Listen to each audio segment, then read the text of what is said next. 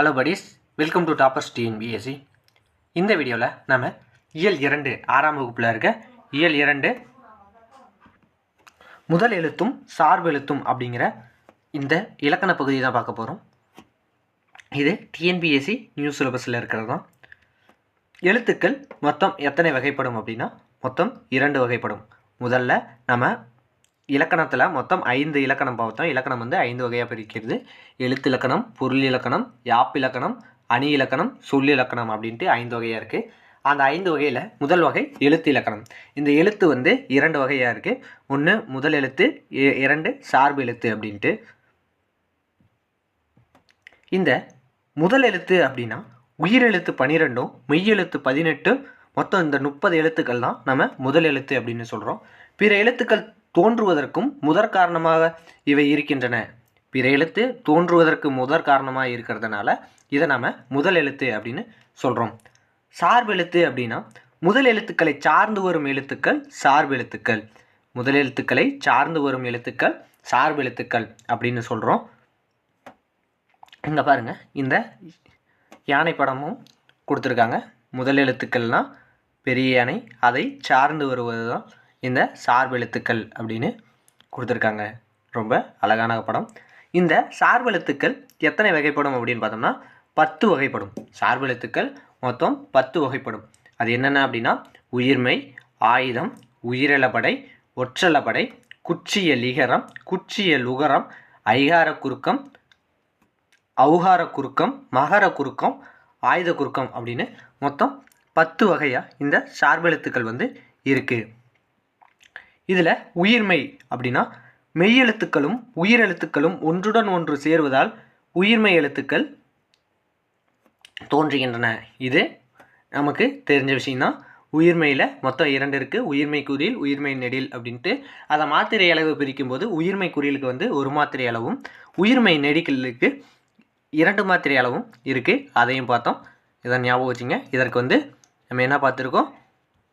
Simple shortcut of is equal to 0.5. இதை தான் பார்த்தோம். இதை ஞாபகம் வச்சுங்க. அடுத்து உயிர்மெய் எழுத்தின் ஒளி வடிவம் மெய்யும் உயிரும் சேர்ந்ததாக இருக்கும். உயிர்மெய் எழுத்தின் ஒளி வடிவம் மெய்யும் உயிரும் சேர்ந்ததாக, உயிரெழுத்து ப்ளஸ் மெய்யெழுத்து இரண்டும் சேர்த்தால் தான் உயிர்மெய் எழுத்து அப்படிங்கிறதையும் பார்த்தோம். வரி வடிவம் மெய்யெழுத்தை ஒத்திருக்கும். ஒலிக்கும் கால அளவு உயிரெழுத்தை ஒத்திருக்கும். பாருங்கள், கால அளவு உயிரெழுத்தை ஒத்திருக்கும். இந்த வரி வடிவம் மெய்யெழுத்தை ஒற்றி இருக்கும். அதாவது எப்படி சொல்கிறோம் அப்படின்னா இக்கு கூட்டல் ஆ, இங்கே கா அப்படிங்கிறது மெய்யெழுத்தை ஒற்றி இருக்கா. இதோட அந்த காங்கிற மாத்திரை 1 மாத்திரை அளவு. இது உயிரெழுத்தை ஒன்றி இருக்குது. அதை தான் இங்கே சொல்ல வராங்க. இதில் முதல் எழுத்துக்களை சார்ந்து வருவதால் இவை சார்பெழுத்து வகைகளுள் அடங்கும் அப்படின்னு சொல்லி இந்த முதல்ல இந்த உயிர்மெய் எழுத்து கொடுத்துருக்காங்க. உயிர்மெய், ஆயுதம். ஆயுதத்தை பற்றி பார்க்கலாம். 3 புள்ளிகளை உடைய தனி வடிவம் பெற்றது தான் இந்த ஆயுதம். முப்புள்ளி, முப்பார் புள்ளி, தனிநிலை என வேறு பெயர்களும் இதற்கு உண்டு. நுட்பமான ஒலிப்பு முறையை உடையது தான் இந்த ஆயுத எழுத்து. தனக்கு முன் குறிலெழுத்தையும் தனக்கு பின் ஒரு வல்லின உயிர்மெய் எழுத்தையும் பெற்று சொல்லின் இடையில் மட்டுமே வரும். இதற்கு எக்ஸாம்பிள் என்ன அப்படின்னு பார்த்தோம்னா அக்து. அக்து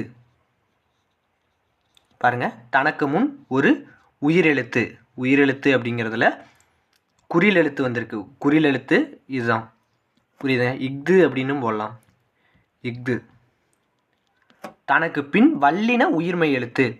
வல்லின உயிர்மெய் எழுத்து தான் இது. வல்லினம் என்ன? கசட, தவற அப்படின்னு படிச்சிருப்போம்.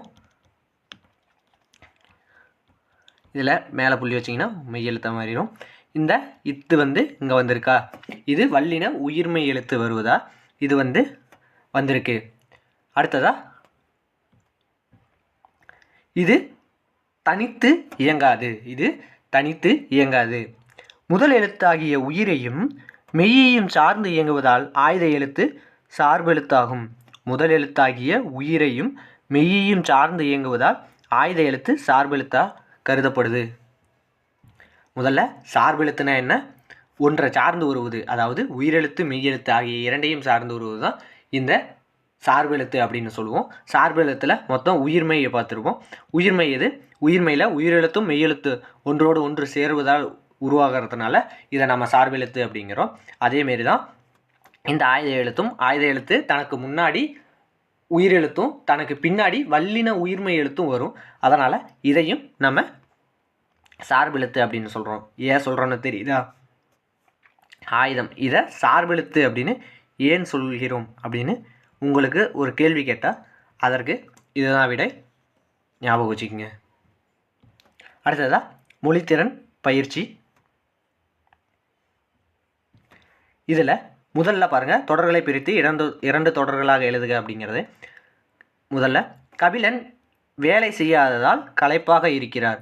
இது எப்படி எழுதலாம் அப்படின்னா, கபிலன் வேலை செய்தார் அதனால் களைப்பாக இருக்கிறார் அப்படின்னு ஒன்று எழுதலாம். இரண்டாவது, இலக்கியா இனிமையாக பாடினாள் அதனால் அவள் பரிசு பெற்றாள் அப்படின்னு எழுதலாம். அடுத்ததாக பொருத்தமான சொல்லை தேர்ந்தெடுக்க. பறந்து விரிந்து கடலுக்கு டேஷ் என்று பெயர். இதற்கு பறவை. எந்த பறவை அப்படின்னு பார்த்துங்க, இரண்டாவது இருக்க பறவை என்று பெயர். இரண்டாவது, இலக்கிய மன்ற விழாவில் முகிலன் சிறப்பாக டேஷ் ஆற்றினார். உரை ஆற்றினார்.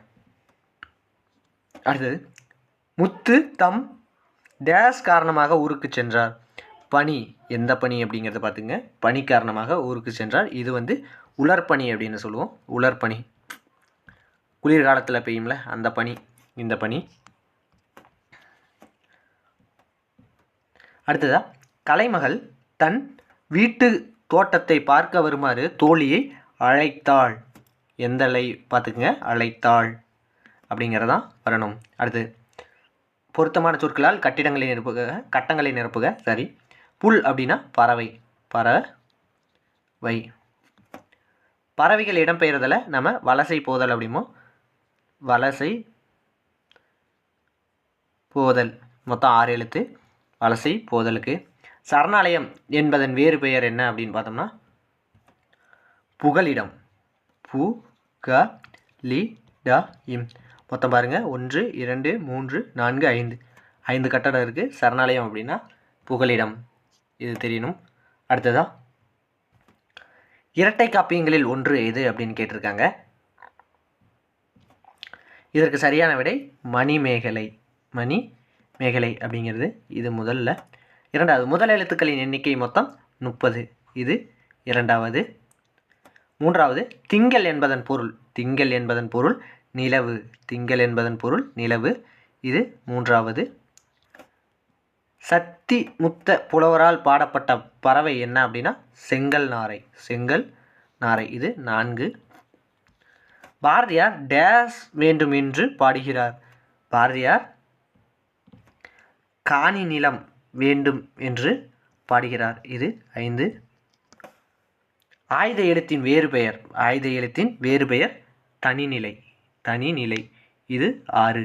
இதை ஞாபகம் வச்சுங்க. அடுத்ததா, கலைச்சொல் அறிவோம் வந்துட்டோம். கண்டம் அப்படின்னா கான்டினென்ட். வலசை அப்படின்னா மைக்ரேஷன். தட்ப வெப்பநிலை அப்படின்னா கிளைமேட். புகலிடம் என்றால் சாங்சுரி அப்படின்னா புகலிடம். வானிலைக்கு வெதர். காலநிலைக்கு நம்ம என்ன பார்த்தோம்? வானிலைக்கு வெதர். தட்ப வெப்பநிலைக்கு கிளைமேட். புவியீர்ப்பு புலம், இதற்கு கிராவிடேஷனல் ஃபீல்டு அப்படின்னு அர்த்தம்.